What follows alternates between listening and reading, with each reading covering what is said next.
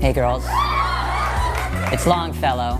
Don't get excited, it's just a name. Welcome to Today we're diving into jokes or incidents, both on and off stage, that got cast members kicked off SNL, as well as firings that still baffle us.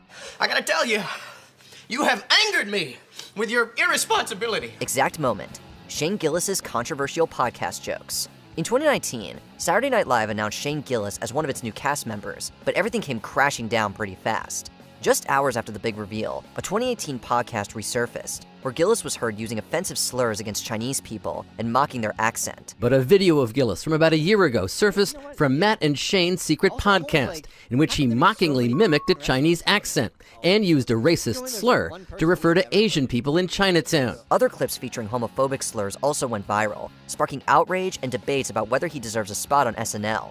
Days later, an NBC spokesperson announced that Gillis would not be joining the cast. We were not aware of his prior remarks. The language he used is offensive, hurtful, and unacceptable. Public reaction was polarized. While some were in support of the show's decision, others defended the comedian for pushing boundaries. In the end, Gillis' gig on SNL was over before it even began, all because of words he spoke into a microphone. I am sorry you had the misfortune of being a cast member during this era of cultural unforgiveness. Never understand Michael Longfellow's departure.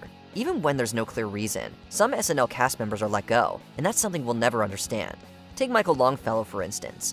He joined in 2022, earned a promotion after solid performances, and seemed to have a bright future on the show. My family's from Arizona, so if you can get in trouble for what your parents think, it's been a good run. In one skit, he even joked about how hard he worked. Then, out of nowhere, his agent reportedly called, saying he wouldn't be returning for season 51. No drama, no controversy, just an unexpected goodbye. And I'm trying really, really hard. And I love you, girl. So please, don't be mad at me. Maybe it was part of the cast shakeup Lorne Michaels had hinted at, or maybe his time simply ran out. Whatever the reason, Longfellow took it in stride, even giving Michaels a shout out when he announced his exit. Still, fans can't help but wonder why. What a day! How should we end it? Diarrhea? No. No, I don't think I will. Exact moment. Jenny Slate's biker chick chat. We all make mistakes, but sometimes the cost can be pretty huge. On her very first episode of SNL, Jenny Slate flubbed a line on live TV, and it became a pretty big deal. In the biker chick chat sketch, Slate played a tough-talking biker and was supposed to say frickin', but another word starting with F slipped out. You stood up for yourself, and I love you for that. You're in my heart, babe. You're in my heart. You can even see her cheeks puff up when she realizes it, but it was already too late. Although she wasn't fired right away, she wasn't invited back the next season. I know you're here, you got a grievance you want to air the frick out of. Truth. Many believe the slip-up cost her job, but the comedian insisted it just didn't work out for her. Despite the setback, she went on to build a thriving career, proving that one mistake doesn't define you. I do me. This is my show. Either love it or change the frickin' channel. Never understand. Chris Parnell gets booted out twice. It wouldn't be an exaggeration if we said Chris Parnell was perfect for Saturday Night Live. His sharp impressions, deadpan humor, and unexpected rap skills made him one of the show's standout talents. Just living it up on the west side. Everybody just chilling poolside. While my rhymes are going worldwide. KD and me gonna do some slip and slide. Yet, unbelievably, he was fired not once, but twice from the sketch show. The first came in 2001, reportedly due to budget cuts, not performance issues, though there was a rumor that an NBC executive didn't like his work. However, after an internal support, Parnell was rehired mid-season, which almost never happens. Allow me to reintroduce myself. My name is Bars. Yet again in 2006, he was fired from the show due to the same budget cuts. This time around, Parnell accepted his fate. So if it wasn't about his talent, was it just SNL being ruthless? Who knows? You were a straight shooter. And I can't fault you for that. We'll let it slide. But just this once. Exact moment. Charles Rocket on Who Shot CR. The 1980 to 1981 season of SNL was one of the show's roughest eras. With Michaels gone, a new producer stepped in, and nearly half of the cast was replaced. And if that wasn't enough, critics panned the show, and ratings dropped.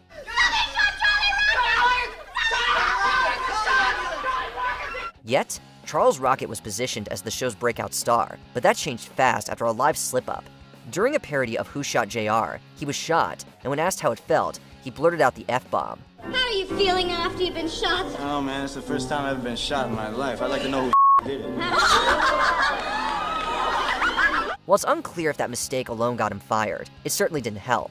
Weeks later, Rocket and most of the cast were let go after that disastrous season. We'll see you again some other time. Never understand. Chloe Trost's quiet exit. In 2023, Chloe Trost joined the SNL cast as the only featured member for the 49th season. However, her stay on the show lasted just one season. Trost delivered some really memorable performances as Little Orphan Cassidy and Mama Cass, showing off her comedic range and singing voice. Make your own kind of music, even if nobody else sings along. Overall, she felt like an exciting new addition to SNL, which made it all the more surprising when she wasn't asked back for the next season. There have been several theories about why she was let go, but no one knows for certain since neither the studio nor Trost offered an explanation. I mean, sometimes it feels like nobody wants me. There was no controversy and no public statement, which makes her departure all the more puzzling. There is nothing you can do.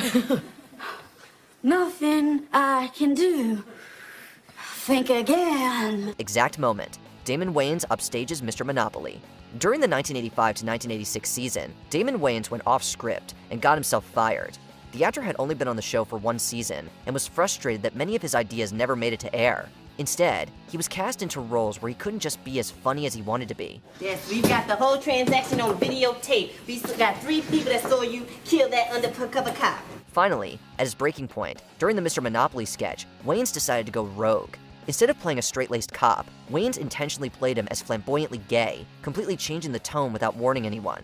You're that guy from the game, Mr. Monopoly. In the flesh. That daring move got him instantly fired by Michaels. Wayans later admitted he did it deliberately to get that reaction. Ironically, that stunt helped define his career, and he later went on to another sketch comedy show, In Living Color. If the Parker brothers could see you now, they'd puke. Why you ain't in jail, Miss... Oh, that's right, you're Mr. Monopoly. Never understand. Adam Sandler gets fired.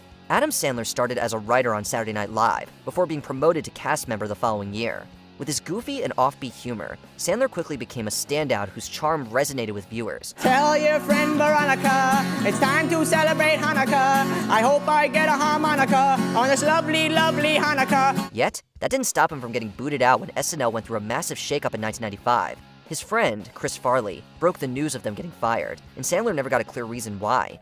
The Happy Gilmore star reportedly said some NBC executives didn't like his gang, which might have played a role in their dismissal. So very long since I've been around, 24 years and 24 pounds. So glad to be back.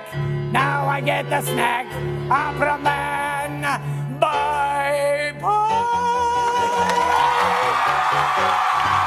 Whatever the reason, that firing turned out to be a blessing in disguise. Sandler's exit from the NBC sketch show marked the beginning of an incredible movie career. I was fired, so sad to tell. Well, I never saw it coming. I got fired from SNL. Exact moment. Norm Macdonald's O.J. Simpson jokes. Norm Macdonald's humor on Saturday Night Live was definitely not for everyone. As the anchor for the Weekend Update in the mid-90s, he often pushed the limits of taste with edgy materials. I didn't spend Mother's Day with my kids because I killed their mother. His takes on Michael Jackson and other sensitive topics were pretty distasteful. During the O.J. Simpson murder trial, his relentless jokes about O.J. became his landmark and got him in trouble. Reports claim NBC executive Don Ohlmeyer, a close friend of O.J., was furious and had Norm fired. When O.J.'s mother, Eunice Simpson, first heard about the slaying of Nicole Brown, she exclaimed, "He did it." Reached for comment, O.J. said, "My mom was just guessing. I hadn't even told her yet." Even the writer behind some of the jokes was also removed. Years later, Macdonald admitted that wasn't the whole story.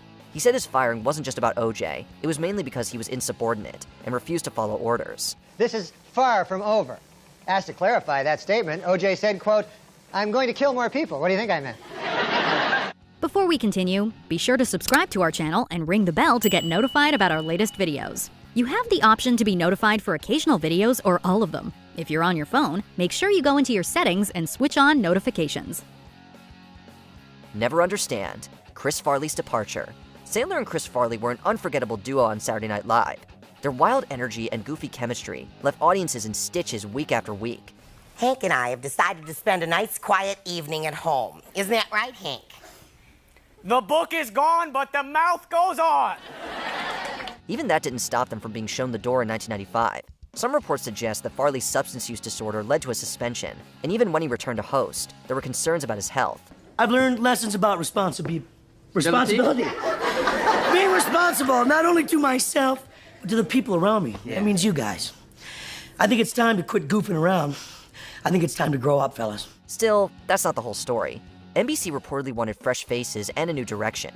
So, as new talents came in, Farley and Sandler were booted out. Did Farley's substance use contribute to his dismissal, or did the network simply stop finding him funny? It's hard to say. Sadly, Farley's life spiraled after SNL, and he passed away in 1997. You're using your paper not for writing, but for rolling doobies. You're gonna be doing a lot of doobie rolling when you're living in a van down by the river.